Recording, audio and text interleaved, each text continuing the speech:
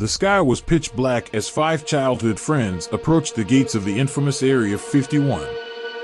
Their faces were covered with bandanas, and they carried backpacks filled with supplies. They had been planning this for months, driven by their shared obsession with extraterrestrial life and advanced technology. As they approached the perimeter, a shadowy figure emerged from the darkness. "You guys must be the ones I'm supposed to help," he whispered.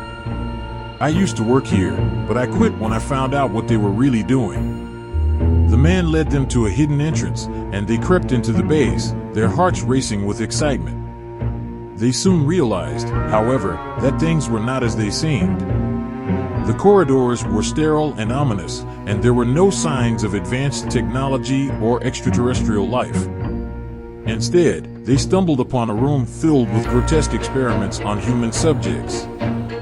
The stench was overwhelming, and the friends recoiled in horror at the sight of mutilated bodies and twisted limbs. Suddenly, alarms blared throughout the base, and the friends realized they had been caught. They raced through the labyrinthine corridors, pursued by shadowy figures in gas masks. They found themselves in a room filled with cages, and they could hear screams emanating from within. One of the friends, named Sarah, approached a cage to investigate.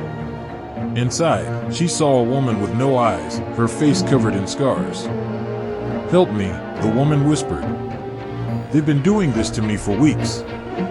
Sarah fumbled with the lock, trying to free the woman, when suddenly, the gas masks appeared behind her.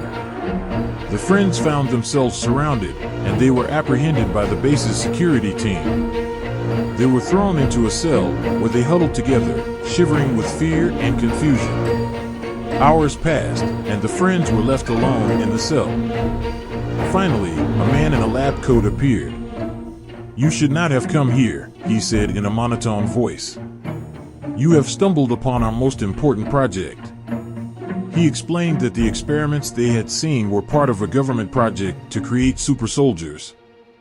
The subjects were prisoners and homeless people, taken against their will and subjected to brutal tests in the name of national security. The man in the lab coat offered the friends a choice. They could become part of the project, or they could be executed. The friends looked at each other in horror, realizing that they had stumbled upon something far beyond their comprehension. Suddenly, one of the friends, named Jack, spoke up. "We'll join the project," he said. "But only if you let the others go." The man in the lab coat nodded, and the others were released from the cell. Jack was taken to a separate room, where he was injected with a serum that enhanced his strength and agility. He was subjected to tests, his body racked with pain, but he refused to give up. He knew he had to survive, to expose the atrocities being committed in the name of national security.